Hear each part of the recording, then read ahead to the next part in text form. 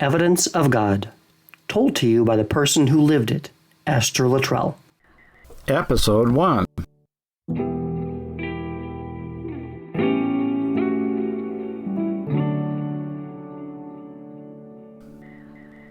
I'd been in New York several times, but I'd never had time to explore. Well, having decided to travel by train from the Midwest, where I was living, to Florida, where I was invited to give a speech, I thought it'd be fun to take advantage of the 3-hour layover in Manhattan on my return trip. I decided the adventure would begin with my very first subway ride. I'd go from Grand Central Station to Rockefeller Plaza, where I'd have lunch in a New York deli. The journey started out uneventfully enough. I'd been given directions to my destination by a woman providing answers to travelers' questions back at Grand Central. And the subway, it looked just as I'd seen it on television and in movies. It was crowded and it was noisy. When I arrived at Rockefeller Plaza, the wind was blustery and jackets flapped on people who walked quickly and with purpose, and I just loved it. I found a deli, and I went inside. And the very first thing I noticed was the sort of symphony of languages that filled the room. There was one long seat that was built into each wall with tiny tables placed, here and there. And there were more crowded into the center space. So I squeezed into a vacant spot. I was actually bumping elbows with my neighbors on either side. Then I ordered a sandwich, and then I sat back to enjoy the music of so many unknown tongues. New York, the deli. Everything was just as I'd hoped it would be. So, half-hour later, I left the cafe. I was confident that if I reversed my steps from the way I'd arrived, I'd end up back on the subway that would deliver me to Grand Central Station. Right? No problem. Well, try as I might, I could not find the subway entrance. I was frustrated and I was confused. And I approached a woman who was seated inside a sort of raised structure that looked like a teeny high-rise box office positioned in the center of the sidewalk. And from her lofty perch, she barked directions to the throng around her. I felt like a kid waiting for the perfect breaker to jump into the waves as I listened for an opening where I could shout, "Grand Central Station, please." Anyway, the deed was finally accomplished, and as she rattled off in rapid-fire sequence which trains I needed to take. Well, I walked away muttering, oh boy, the A train connects to the E train connects to, what'd she say? Actually, finding the first train wasn't all that difficult, and I perched on one of the side seats, jammed between other travelers, trying to watch out the window for numbers that were posted on the subway walls. I was sure the woman told me to get off at station E. And what I saw made me think I'd reached my first point of transfer I'll never know. The subway stopped, the doors parted, and no one got on, and I was the only one who got off. Now I'm standing in a totally empty tunnel. And I sort of looked around in wonder. There were no signs on the walls, no indication of where I was, and no clue where I should go from there. The place was simply a long underground concrete tube with what I remember as having only one set of tracks, the one that took away the subway train on which I just arrived. The tunnel was deeply shadowed. Nothing stirred. To my left, in the distance, I could see a sliver of light. Perhaps an exit up to the street, I don't know. To my right, the subway turned, and it disappeared around a bend into total darkness. So between where I stood and the curve, there were 3 huge pillars. I looked at all of that, and I was clearly lost, and I was clearly alone. With no idea where I was, I took a deep breath, and I sighed, "Time for a miracle, God." And at that exact moment, emerging from behind the most distant pillar, one of the biggest men I have ever seen stepped out of the blackness. His back was to me and one arm was crooked in such a way that I assumed he was talking on a cell phone. He had on dark clothing, but even from that distance I could see that he was well dressed. With no thought about caution, absolutely without fear, I raced toward him and I was calling out, "Oh, thank goodness." When he turned, I was facing an African American who looked like the most gigantic football linebacker anyone could ever envision. But that's not what caught my immediate attention. What my gaze fastened on was the large cross around his neck. Now, when I say large, I'm not talking about an oversized piece of jewelry. I'm talking about a cross that was made out of wood, and it was outlined in just huge, colorful stones. And the cross, it was probably 12 to 18 inches long, maybe 10 inches wide. But I knew in that instant, while I was still racing toward him, that he was either an angel or an angelic emissary. God answered my prayer instantly, and here was a man wearing a cross that let me know he was sent by our Father. It's sort of a breathless whoosh. I explained my dilemma, and he smiled and he said, "Your train will be along in a second." And indeed, a subway arrived even as he said the words. And as it came to a stop, he led the way to the door, then he stepped back to let me enter, and then he came aboard behind me. Well, I found a teeny little space to scrunch into onto a side seat, while he managed to balance on the edge of a crowded seat across the aisle. He was facing me. My eyes were just riveted to that big cross encrusted with brightly colored jewels that hang around his neck. Well, after a few moments, he said, "This is where you get off." As I rose, he did too. So we stepped into another empty tunnel, and we walked directly from the train we just left to one pulling to a stop behind it. No one else got off or on. As the second train took us away, my angel said from across the aisle, "When you get off at the next stop, you'll see a Grand Central Station sign that points to a staircase. Follow that, and you'll be in the station's lobby." The train was coming to a stop when I leaned to him and I said, "Thank you so very much. I hope I didn't take you out of your way." And he said, flashing a sweet smile, "You didn't." With a last glance at the colorful cross, I got off the train. I was awed and I was humbled by the knowledge that God not only answers prayer, he answers swiftly and in a way that can't be mistaken as being anything except his holy work. How many times have you had something happen in your life that you just chalked up to coincidence? Think back on at least one of those instances and ask yourself if you're sure it wasn't God sending an angel to answer your prayer. Oh, sure, the big, well-dressed, dark-skinned man might have been a fluke, absolutely. But what was he doing at the far end of the tunnel, in almost total darkness, behind a gigantic pillar? And why would he be wearing such an oversized cross? I'd think that a shadowy tunnel would not be a wise place for a New York savvy gentleman to be sporting something embedded with that many jewels. And let's be honest, it may not be politically correct for me to say this, but wouldn't most females alone in a shadow tunnel be at least a little apprehensive about approaching a mountain of a man under such circumstances? I felt only a rush of gratitude when he stepped from behind that pillar.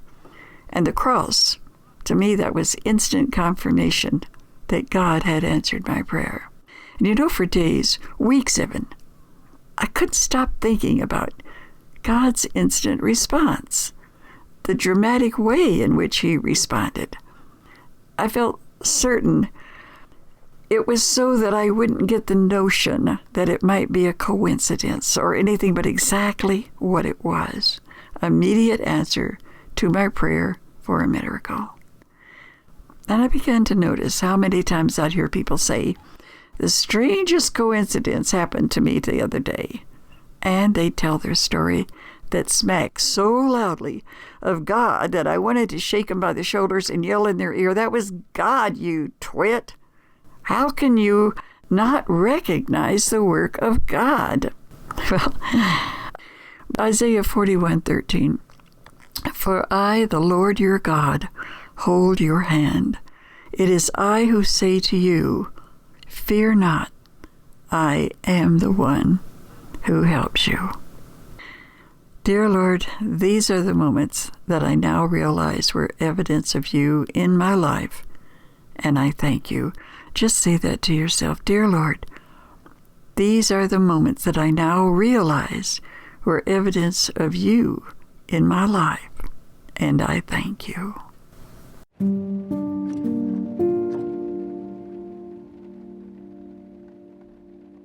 I was born in Daytona Beach, Florida, to a mother who turned 19 just a month before my arrival. And my dad, he was handsome and fun and daring.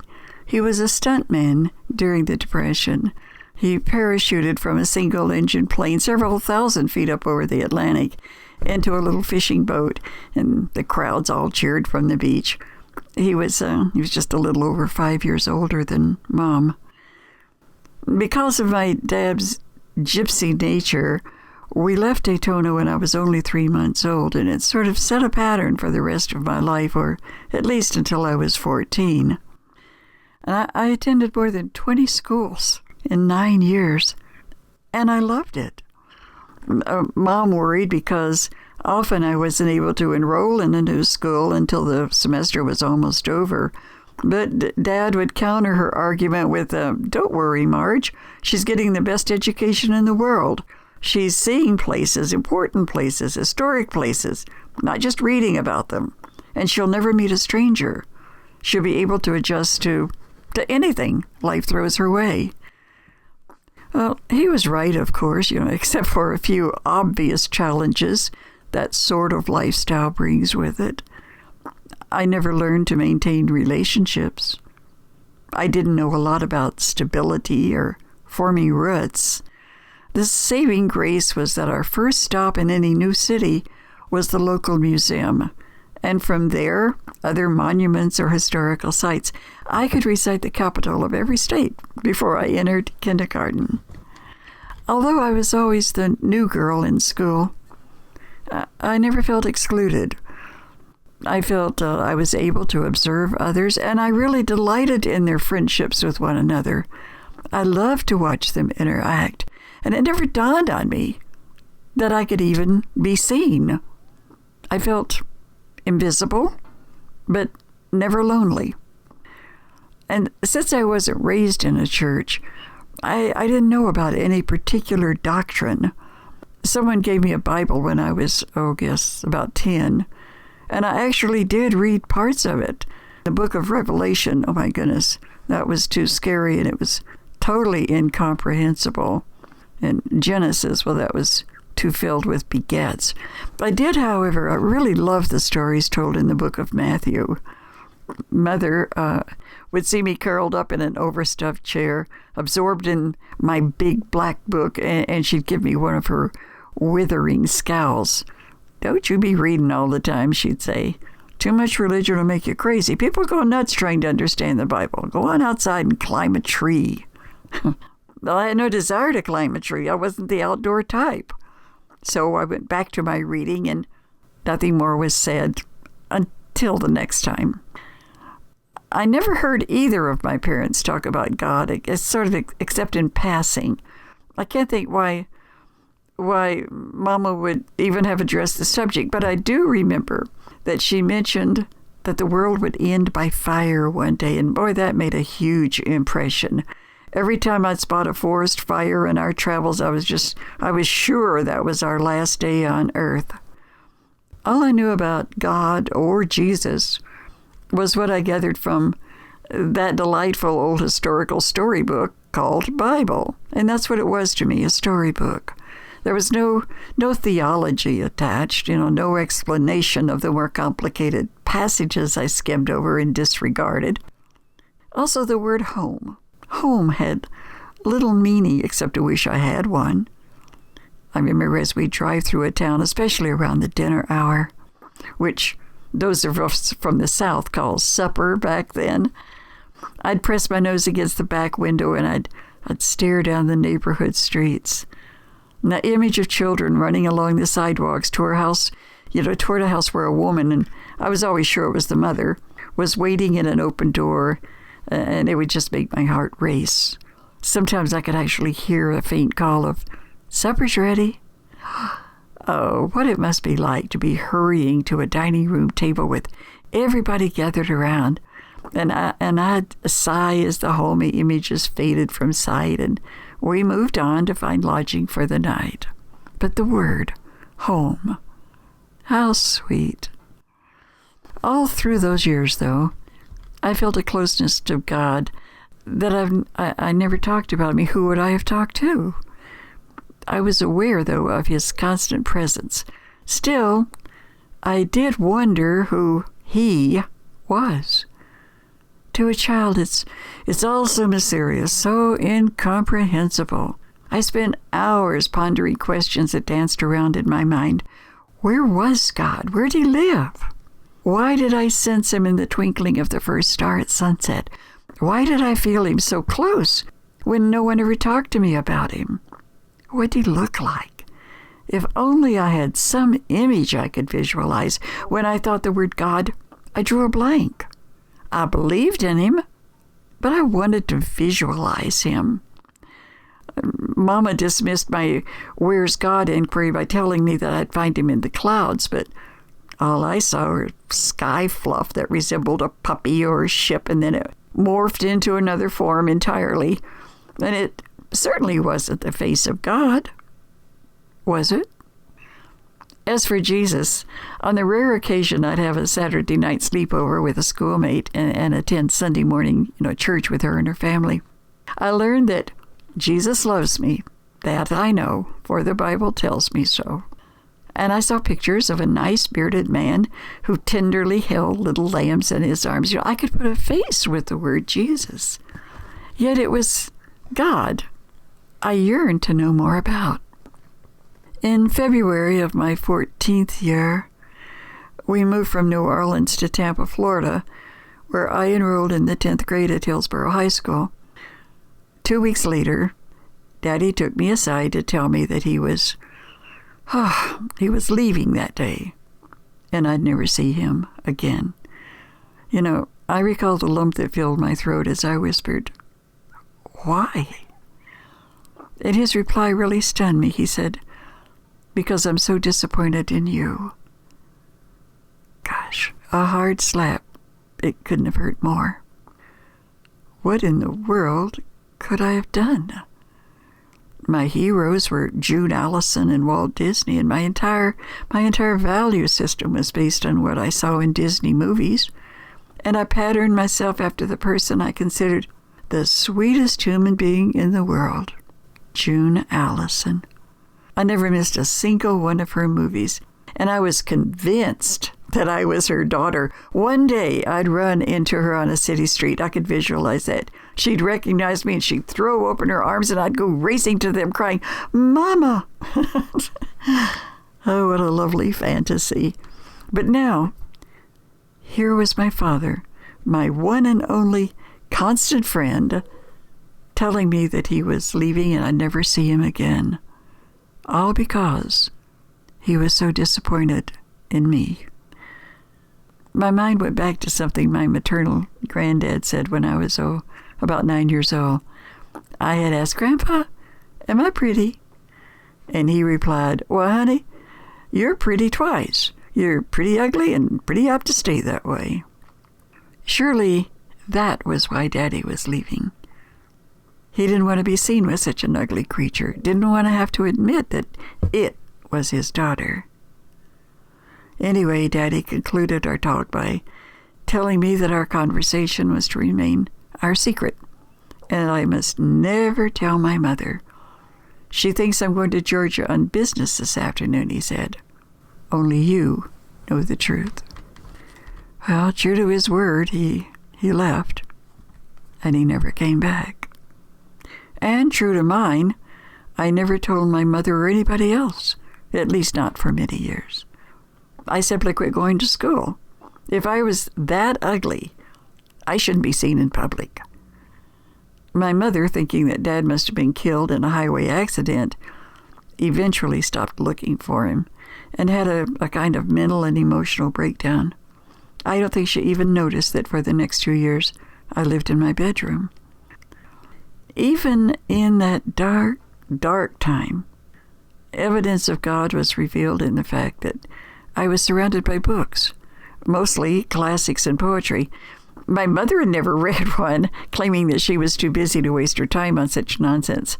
So I can only conclude they belonged to her sister, my aunt, who came to live with us. My aunt had a genius IQ, but she had the temperament of a Salvador Dali. She also had a collection of classic 78 RPM records that I listened to day and night. And while Aunt Betty's books were not blatantly religious, they contain the writing of religious thinkers as well as Nostradamus, Plato, America's Best-Loved Poetry, the Egyptian Book of the Dead. She could even quote accurately from any of them. She also knew the Bible, chapter and verse. I'm not certain that I didn't receive a better education in those 2 years alone in my bedroom with her books and her music than I received the other 9 school years combined. And as unbelievable it sounds, I see now that God was nurturing and supporting me. Not that I was aware of it at the time. I certainly was not. I drifted from book to book, page to page, Bach to Beethoven, Perry Como to Sinatra, melody and daydreams. It'd be years before I would fully comprehend that my real father had never left me. And while I might not have been able to verbalize such a thought at the time, looking back on that phase of my life, I see evidence of God at every turn.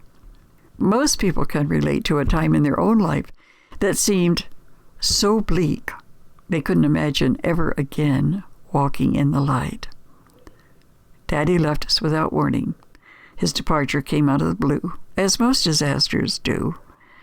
And whether it's the loss of a loved one or the end of a relationship, a devastating illness, termination of a job, no matter the situation, it's in those times that we're tempted to say, "What am I doing in this dark place?"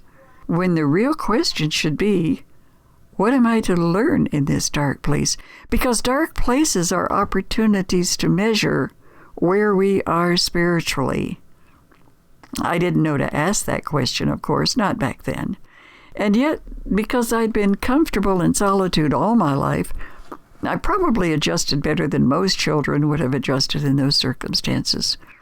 Also because I had never known a strict regiment of any kind of discipline or where chores or expectations were concerned. I never felt restless. I just read. I mourned the loss of my daddy. I cried and cried. Then I read some more.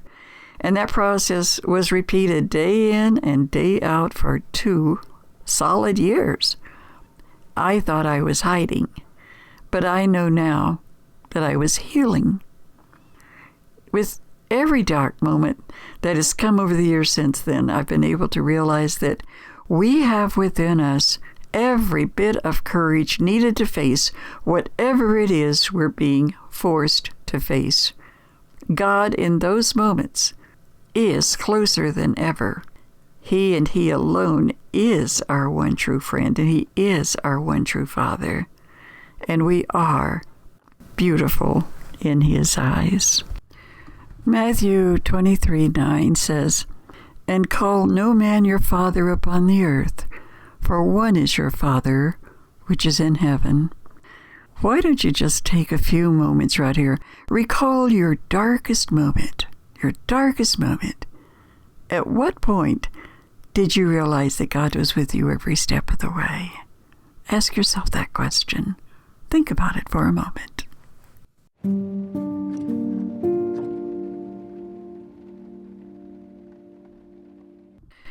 If we made a list of every evidence of God in our life, we'd still most likely not be convinced it was His work. You think it could be because we don't feel worthy of God's individual attention? Why would God want to help me, we ask. I stole an apple when I was 5. I had an abortion. I divorced 3 men and lived with 2 before that. I'm a terrible mother. I'm a terrible sister, brother, husband, daughter, person. Surely God is busy with ministers and gurus and all kinds of good, selfless people. He wouldn't take time for the likes of me. Well, 1 John 3:1 says, "See what kind of love the Father has given to us, that we should be called children of God, and so we are." You know, God our Father He's big enough for all of us. There's enough of God to go around, and He makes no distinction between you and me and the most prayerful person on the face of the earth. You matter as much as the highest rabbi, the loftiest preacher, the most enlightened minister, the most unselfish person ever created. You matter that much, even when you don't realize your own worth. I used to have a saying taped over my desk when I worked at MGM. It said, "God don't make no junk." Like I say, my mother never talked about God, never went to church. But does that mean she was a bad or evil person? Well, God must not have thought so. Because I want to tell you a story. Long after Mom remarried, she and her husband, William, we called him Wallace, they were coming back to Florida from a vacation trip that took them across a really long, desolate stretch of Texas. And they were pulling a little camper trailer behind them. It was behind their Chrysler convertible. When suddenly, the horn began blasting away for no apparent reason. In repeating the incident, Mom said that Wally tried to tap it into silence, but the thing seemed to be stuck. Finally, he pulled over to the side of the road and he lifted the hood to see what he could find that might be causing the racket. As a former Air Force airplane mechanic, he knew about every kind of mechanical malfunction that a plane or a car could possibly have. And according to his expertise, everything was fine under the hood. So he sort of scratched his head and rubbed his chin, and then he stepped back to get a better perspective of the car. And that's when he saw that the camper was inches from becoming disengaged from the trailer hitch. And it was in that instant that the horn stopped blowing. When he saw it, it stopped blowing. So Wally secured the camper to the hitch and they went on their way. But think about it. Had he been driving at the high rate of speed he had been going when the horn sounded its warning, the uncoupling of the camper would, without any doubt, have caused the car to flip. And there wasn't another automobile for as far as the eye could see, Mom said. The top was down on their convertible. Every element spelled disaster. And yet they were saved. God was certainly in evidence on that hot Texas afternoon. His love for us seems not to be a tit-for-tat situation. You know, it appears he doesn't base his degree of love for us on our degree of outward worship of him. I say outward because I have no idea if Mama prayed in solitude. Just because I never saw her pray or go to church or show any overt interest in God, that doesn't mean she didn't have her own private way of loving him. And the following psalm holds just as true for Mama as it does for the ardently devout. Psalm 46:1, God is our refuge and strength, a very present help in trouble. And you'll notice the verse doesn't end with, but only for a certain few. God makes himself evident to everybody. I've talked to people who honestly believe the Lord won't listen to them because they've transgressed beyond redemption. I know in those first few weeks after my father walked out on us, I felt that way myself. I had a horrible self-image. My father's declaration that I was such a disappointment he could no longer live in the same house with me. Oh boy, that made a deep psychological impression, and it's one I still struggle with every day of my life. So much of what we believe about ourselves has been imposed on us from the outside. We are, in large measure, an accumulation of what others have told us about ourselves. If you really think about it, our limitations were all imposed from the outside. If that weren't true, well, we'd be living to our full potential because it never dawned on us that we couldn't. Your words shape those who believe in you, just as you were shaped by the words and ideas imposed on you by those that you believed. It took me a very long time to stop feeling the weight of the response to my question, "Grandpa, am I pretty?" The image of a twice ugly girl ruled and controlled most of my early life. And remarks like that, when we're so young, have a lasting effect. Long after we're old enough and wise enough to recognize that many of our negative traits are the result of outside influences, we still feel their impact, and we still strive consciously to overcome the limitations they place on us until we finally come to accept that we have a choice. We can choose to let go of the power they have over us, or we can choose to let it cripple us for the rest of our life. I was ashamed and humiliated to think that my looks were responsible for my beloved father walking off and leaving us. And it would take many years and much more maturity for me to see that my father was simply a weak man who abandoned his wife and daughter, leaving them penniless. He was a coward to leave a stunned and broken-hearted wife to wonder what happened, to let her think he might be dead. And he was a weak man to impose such guilt on a child so young and so adoring. We can speculate as to why he said what he said to me, or we can let it go, knowing that he will have to explain it all to God one day. My conscience is clear. I was a blameless child.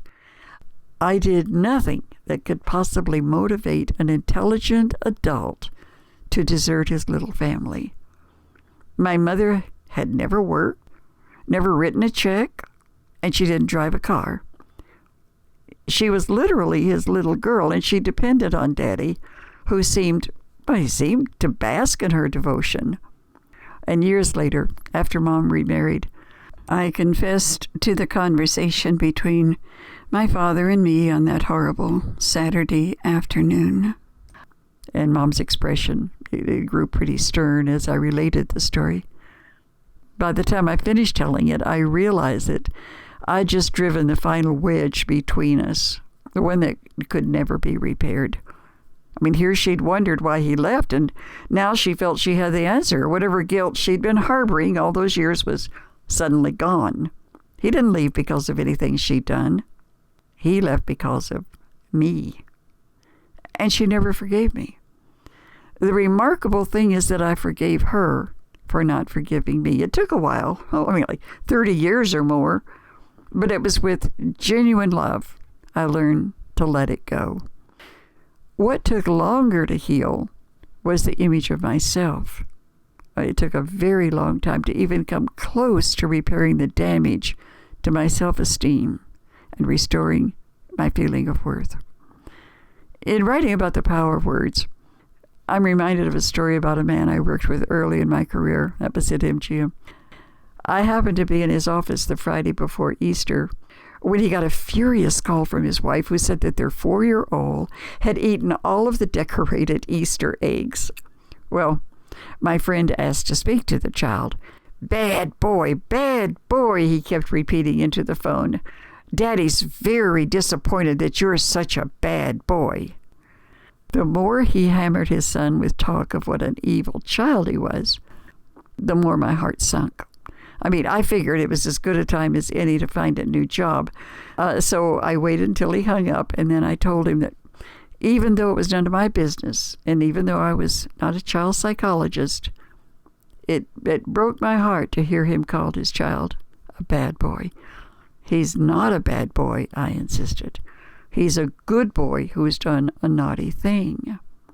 Well, having gone that far, I plunged ahead and I sort of shared my belief that if we impress upon young children how bad they are, the parents will end up wondering why the child's so difficult to handle as a teen. The little one believes everything we tell them. If you continually impress upon them that they're bad, well, they can't do anything but be bad because they truly believe it's expected of them. Maybe not consciously, but deep down where the damage does a more lasting work in the subconscious. The belief in himself as a bad boy, I said to my friend at work, will go into the very foundation that determines his character. But it's so easy to replace that belief with the truth that he's a very good boy who's done a naughty thing. Well, end of sermon, maybe end of job. To my amazement, he paused for a moment. He seemed to be mulling over my comments. Then he gave me a big hug. I never thought about it like that, he said. And he picked up the phone again. And this time, I heard him tell his little boy how much his daddy loved him and how the child was a very good little boy who had done a naughty thing. Consequences for unacceptable behavior, that's important, certainly. But the consequences have to be kept in perspective. The child is good. The action is not. And I'm convinced that's how God sees us, too. I'm going to quote Psalm again, 139:14. I praise you because I am fearfully and wonderfully made. Your works are wonderful. I know that full well. You're saying, I praise you, Lord, because I am fearfully and wonderfully made. Your works are wonderful. I know that full well. So I want to ask another question here. What attributes do you thank God for possessing? Because you are his work. So it's not ego that speaks. You want to think about this from thanksgiving for having been blessed with these traits. Think about it. Maybe even just take a moment, find a piece of paper, jot it down. What attributes do you thank God for possessing?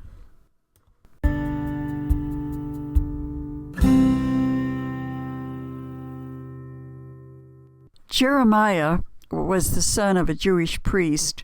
He's the one commonly referred to as the weeping prophet. Now, it's because of all the troubles that seem to befall him at every turn. But his story is really pure inspiration for those times that we feel like the whole world and all of its occupants are against us, when it's hardest to believe in anything at all. And almost everybody reaches that point at some time or other. I've read that even Mother Teresa had begun to question her faith toward the end of her life, and I've always felt, I'm certain that when the time came to face her Creator, it was back full strength. 626 years before the birth of Christ, Israel had forsaken God and turned to the worship of Baal, the principal male god of the Phoenicians. They even went so far as to sacrifice their children as burnt offerings. It was then that God directed Jeremiah to warn Israel that if they continued to worship their false god, they'd face famine and even be taken captive by foreigners who would exile them to a distant land. Jeremiah's ministry prompted his enemies to begin plotting against him. The Lord didn't pat him on the head and assure him that everything was going to be great. The Lord told him the attacks would become worse. Faith never promises that we won't face hardships. Faith does promise to give us the strength to handle those hardships. And, indeed, Jeremiah's hardships had scarcely begun. The reigning king, Zedekiah, he was pressured by temple priests to put Jeremiah to death. After all, he'd been told that Jeremiah's message was causing all kinds of discontent among the citizens of the land. He was worrying people, scaring them with stories about famine and the threat of being taken captive by their enemies.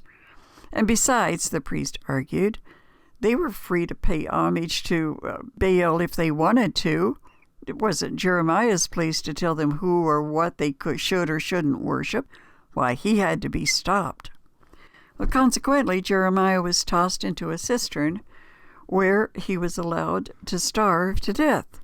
That way, no one could accuse them of actual murder. Although he really was rescued many years later, there were decades of loneliness and isolation that caused such despair that Jeremiah began to doubt God. In Jeremiah 15:18, we read, "Why has my pain been perpetual and my wound incurable, refusing to be healed? Will you indeed be to me like a deceptive stream with water that is unreliable?" The Lord's reply is a lesson for all of us when we feel alone and useless and discouraged.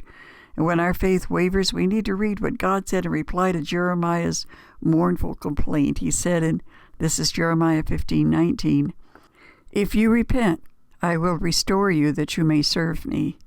And if you utter worthy, not worthless words, you will be my spokesman." So it seems that rejection and depression and even discouragement is a part of growing spiritually. The one fact we can rely on is this: although we may slip in our devotion and even lose faith in God, He remains steadfast. I heard a woman talking about something that happened the night before between herself and her husband. And she said they were driving to an event when it dawned on her that when they first started dating and into the early years of their marriage, he always put his arm around her shoulder as he drove. "We used to cuddle when we went places in the car," she said to him. "How come we don't do that anymore?" And the husband replied, "I'm right here where I've always been. I didn't go anywhere." God is right where He's always been. If there is a sudden distance between ourselves and Him, it's we who've done the moving. He didn't go anywhere.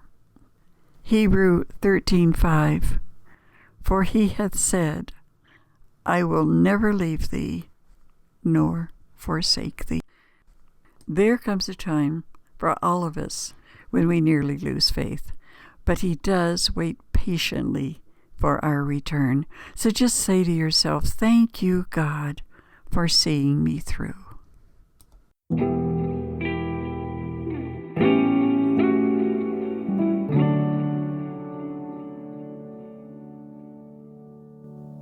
Not having a strong religious foundation, I was vulnerable to just about anybody with a good, believable version of how to communicate with God. So the notion of visualizing my way to all kinds of earthly goodies, that was awfully attractive.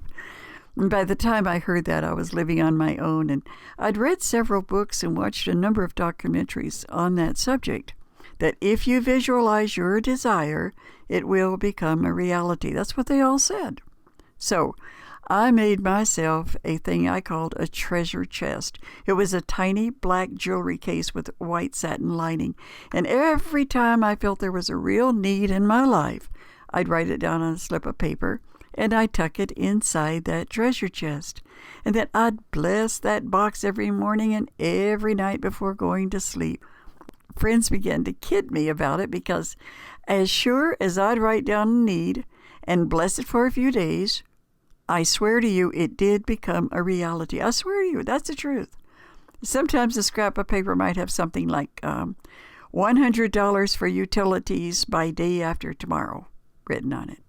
And sure enough, by the designated deadline, $100, it really would appear from some unexpected source.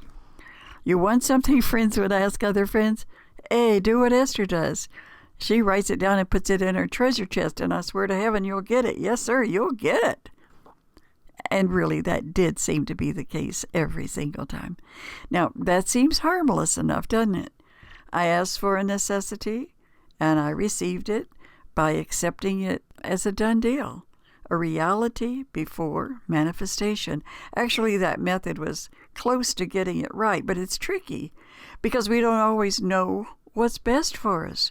We might think we need something, but God may have another idea entirely about our needs.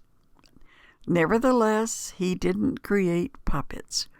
We're allowed our free will, which translates into we're allowed to make mistakes. God must often shake His head and say to Himself, gee, I had something a lot better in mind, but if she's determined to limit herself or to ask for that which is bound to have an ending she's not going to like, then I have to allow it. He is such a loving Father, He allows us our mistakes so that we can grow in understanding. Well, I was having such great success with my little treasure chest that I decided to write a note about my desire for a brand new Eldorado convertible, white. I thought that make and model, I thought that was the prettiest thing I'd ever seen in my life. And I'd never had a nice car, never. And if I was going to visualize and bless the idea of getting a more dependable automobile than the one I had, well, I might just as well go all out and ask for what I really wanted, a white Eldorado convertible. So I wrote it down on a slip of paper, and I tucked it into my treasure chest, and I blessed that little thing morning and night. Well, here's the story. A few days later, I had this friend named Dee, and she came over to introduce me to her new boyfriend that I'm going to call Marty. Dee Dee was ordinarily a sensible girl, but I swear to you she was practically giddy around this tall and handsome young man. We had a nice visit, and then they left, and when Dee Dee called later to ask my impression of her fellow, it was really obvious that she was just head over heels about him. So the next day I answered my door when the bell rang, and I found myself facing a smiling Marty. Well, the conversation went something like this. Hi, Marty, where's Dee Dee? Well, I wanted to talk to you alone if you don't mind. Uh-oh, I'm telling myself, trouble in paradise. My dear Dee Dee was coming on too strong, and Marty was going to ask my advice. So he comes in, but he doesn't take a seat. I have a question, he says, measuring his words. And I'm thinking, uh-oh, here it comes. Well, he sort of cocked his head to one side, and then he smiled, and oh, it was such an endearing smile. Oh, my goodness. And then he reached for my hand. I want you to come with me. Now, his tone was playful when he said it, but I pulled back, and I'm still smiling, though, and I said, why? He said, I just want to show you something. And he gives me a charming, come on, lift of one brow. You know how men can do that. So, like a good sport, I did let him lead me out my front door. Well, there, parked at the curb, was a beautiful, brand new gold Eldorado convertible. And with a look of a proud parent or something like that, he says, what do you think of it? My goodness, a gold version of the Eldorado convertible I had coveted so fervently. Oh, it's beautiful, I replied, and I meant it. Come on, he says, going to the driver's side. Get in.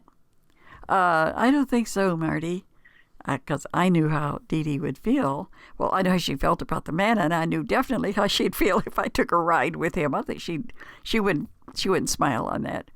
Anyway, by now he was behind the wheel, and he says, I've got a surprise I want you to see. Oh, I got it. He's gotten Dee Dee something, and he wants my opinion. So I say that I can't be gone for a few minutes, but I was getting in the car as I said it, and I tell him I've got somebody coming by in half an hour. Well, it's just down the street, he assured me, pulling into the afternoon traffic.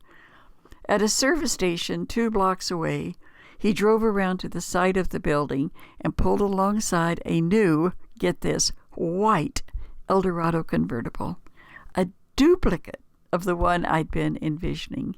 So he looks at me with this great big smile, biggest smile I'd ever seen, and he says, like it? Well, I was positive he meant that he'd bought it for Dee Dee, and I was so thrilled for her. It's gorgeous, I said, just gorgeous. So he reaches into his shirt pocket. He pulls out a key on a silver ring, and he pressed it into my hand. "It's yours," he said. "I bought it to match mine, but I thought you'd like white more than gold."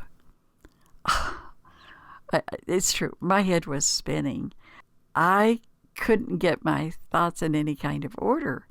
I pulled my hand away from his and I shook my head. I said, "Oh, no, no, no, no, no, no, Marty, no. I don't even know you. You don't know me."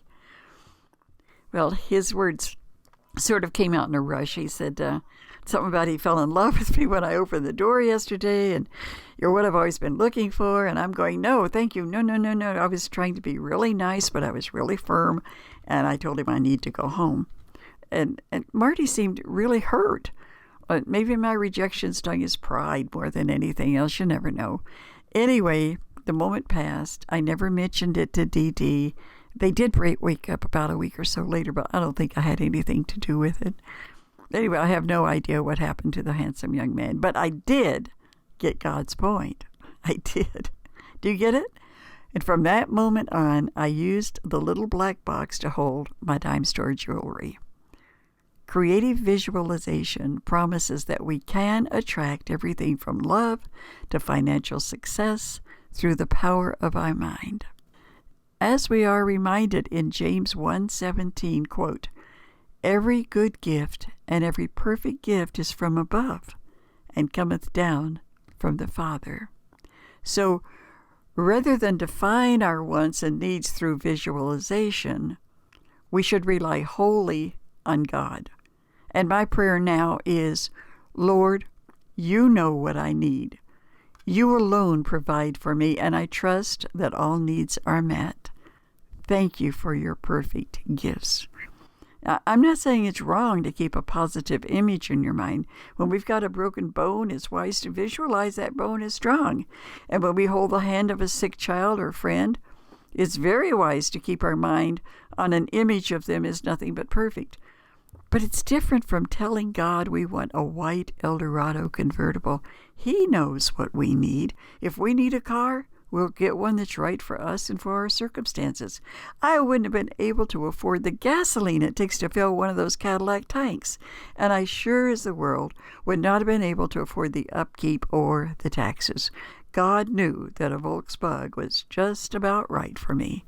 So thank you, God, for filling my every need. That's a fine prayer, and it really says all we need to say. Think about James 1:17.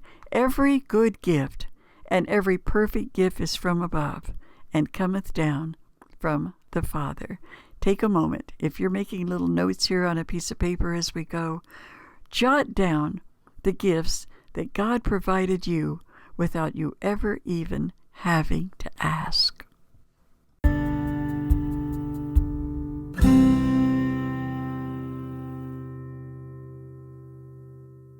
I don't want to leave without thanking the men that you heard on this program today. That was Patrick McGranahan, Jack Diamond, and Chuck Mosley. Also, the musical stings that you heard, those were composed by Fesliyan Studios, David Fesliyan, Steve Oxen, and David Renda. I hope you'll click on the subscribe and the like buttons. That's what makes it possible for us to continue to bring you these kinds of programs that I do hope you're enjoying. Today, you were listening to chapters 1 through 5 in Evidence of God. There are 24 chapters in all, so I'm looking forward to you coming back and maybe listening to the rest of them with us. Till then, thank you, and God bless.